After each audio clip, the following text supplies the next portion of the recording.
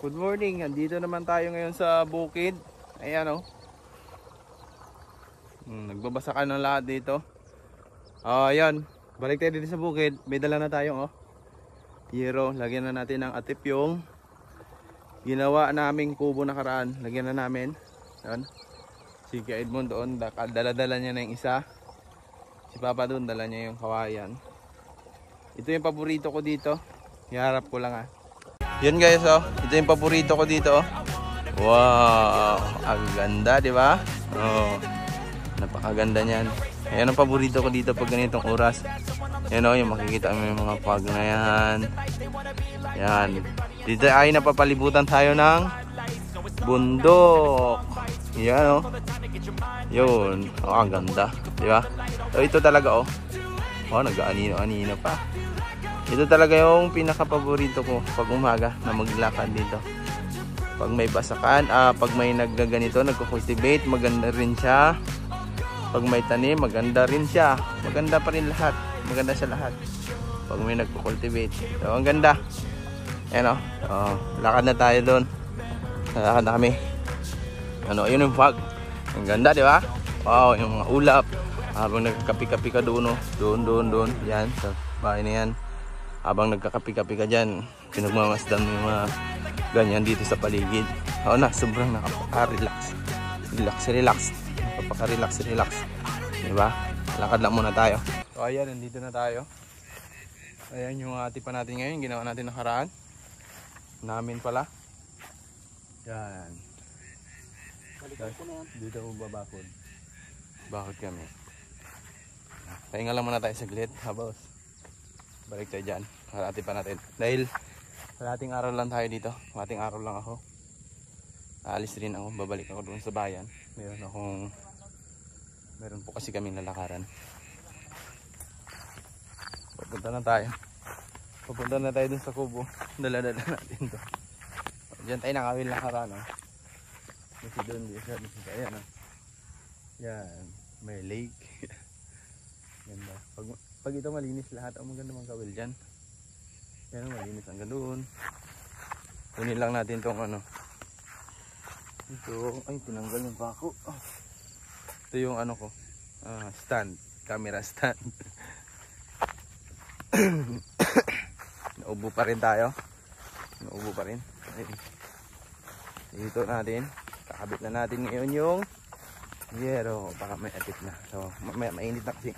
Kaya kailangan mas maaga sana kaso nagbiyahe pa tayo, malayo ang ating biyahe, almost 30 minutes ang biyahe natin galing bayan, so dito sa bukid. Tapos lalakad tayo almost 1 hour ang ating makakonsume na oras papunta dito. So yun, bitan natin, time lapse paso.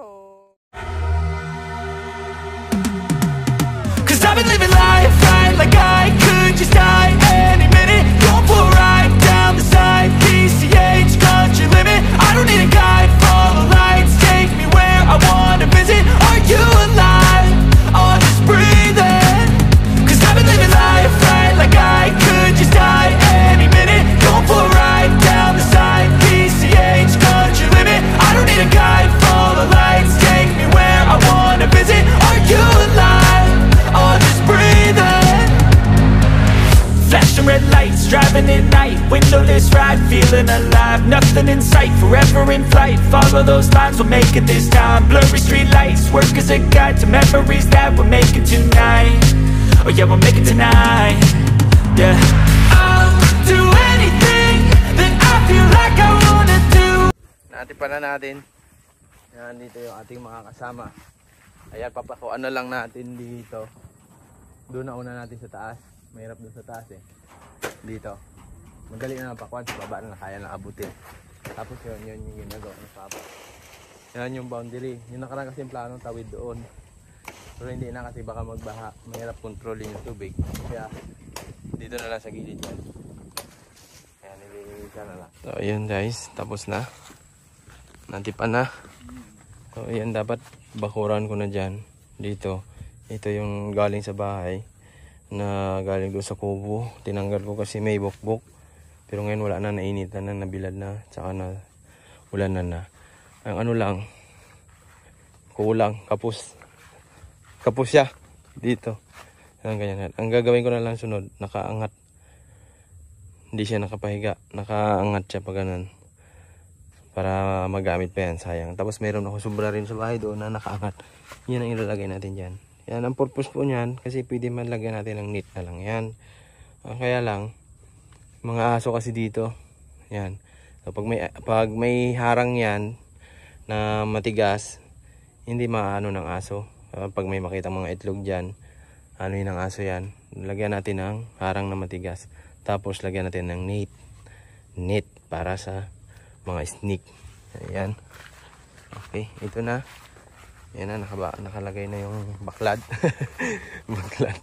Ayan o, kala mo baklad talaga. Ayan, dyan nakalagay na. Yan yung boundary. Bakod. Ayan. Diyan namin babakorin namin yan. Para dito sila maglangoy-langoy. Ayan, may natip na. Very safe na yung itlog. So, ayan sa mga maging suki natin sa itlog, ayan talagang sureball ang itlog ninyo.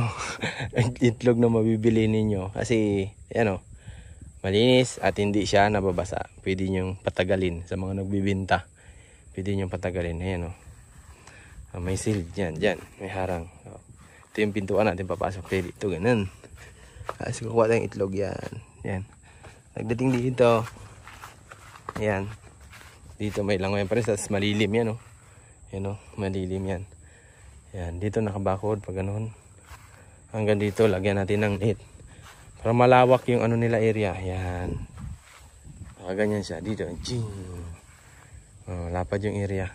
Yan let's go. Ako'y gutom na. Kakain muna kami. Tapos pahinga lang. Bante na ako. Uwi na rin ako dun. Sa amin. Sa bayan. At gusto ko pa sana magtagal. Alam wala nang time ngayon. Marami pa akong tatrabawin doon. Ginawa ko lang ito para makabit na. Kasi siging ulan init. Baka masira yung kahoy natin. Yan. Makabit na natin yan. Pwede natin kahit matagal-tagal yan. January pa natin dalahin dito yung mga itik. Yan. Yun Yun, nandito na tayo. The Wild Campers. Sana maayos na yung natin, car. Si Papa nag-ahasa ng itak. Mag-akorte siya ng kahoy. Dagdag doon, kulang pa parang sama naman yung panahon. Yan. Lang mga anak. Ayun itik. Ang itik. Bagbalik natin doon. Paadobo tayo ng itik. Ha? Ayun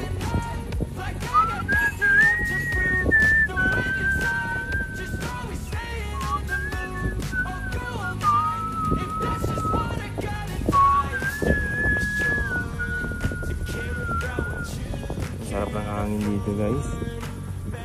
Duyan-duyan ka dito. Presko dito. Habang nagduyan-duyan ka, pasok na pasok yung mga hangin dito. Atin. Kita maharap. Bantayan ng damit Tapos krrrr. Krrrr. Krrrr. Uy, kalaki. Arin. Aduh. Krrrr. Ang dami. Sarap. Hangin. Kain na tayo guys. Yung ulam, paksiw. Paksiw na naman ulam natin dito. Ayan.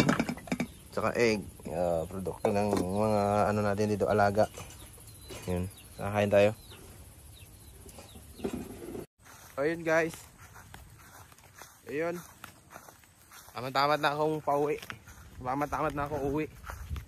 Doon sa amin. Tapos na kaming kumain. At nakapagpahinga na rin. Uwi na muna. Dahil may iba pang gagawin na. Ayan tapos na. Na lang, net at saka yung dingding niya sa paligid niya. At saka ito. Yung nito. Harang yan. Yung harang yan. Malilim dito ganitong oras. Malilim, alas 10. Ayan. Yun Yun, dyan. Diba? safe yung kulungan ng itik natin at saka yung itlogan nila safe na safe. Safe yung kanilang pag-iitlogan. So maganda ang processing or production ng itlog nito. Talagang malinis at saka tatagal yung itlog. Hindi siya masisira kaagad. So yun guys. Maraming salamat at dito ko natatapusin itong video na to. Salamat sa patuloy na pagsuporta. Michael Expedition at patuloy suportahan din ng Michael Expedition, The Wild Campers. Samahan po ninyo kami sa aming mga biyahe, sa aming farm.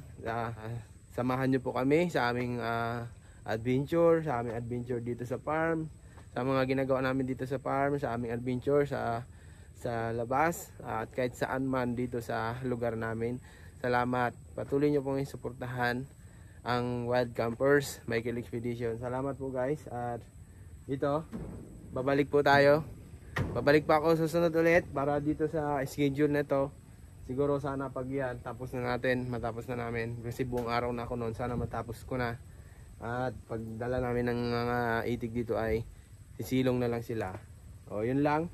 Maraming salamat po. Bye bye. So yun guys, oh. Ayun, oh. May hand tractor.